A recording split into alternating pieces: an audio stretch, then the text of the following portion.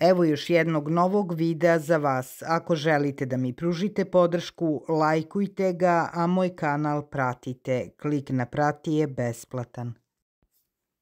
Plavi čičak je najlepši dekorativni čičak koji daje tamno ljubičaste i plave cvetove na kraju zakrivljenih srebrnastih stabljika. Evo kako se uzgaja.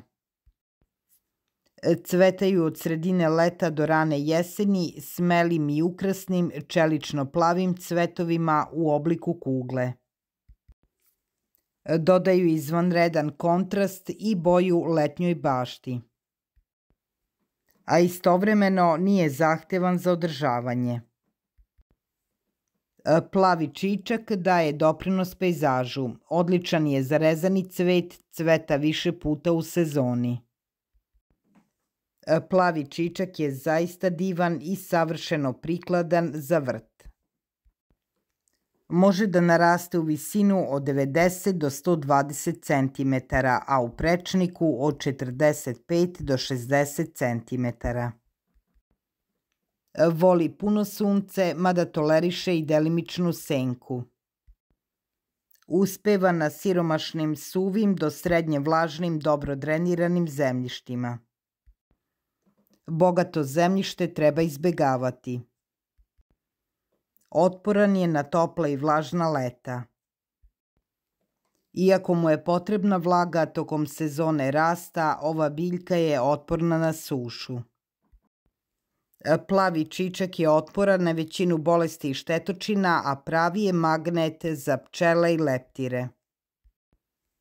Razmnožava se setvom semena sredinom proleća direktno u vrt. Može da se razmnožava i podelom korena u proleće ili jesen.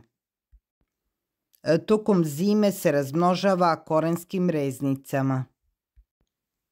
Uklanjajte precvetale glavice da biste sprečili rasejavanje semena. Zbog svog simetričnog oblika i zagasitih boja, plavi čičak može da se lepo usklađuje sa cvetnicama živih boja, kao što su stolisnik, helenijum i žuta pupavica. Može da se koristi i u mešovitim kompozicijama sa drugim perenama i ukrasnim žbunjem u rustikalnim ili savremenim baštama. Takođe, oni su zanimljivi dodaci rezanom ili sušenom cveću u raznim cvetnim aranžmanima. Seme plavog čička potražite u rasadnicima cveća preko interneta i u poljoprivrednim apotekama.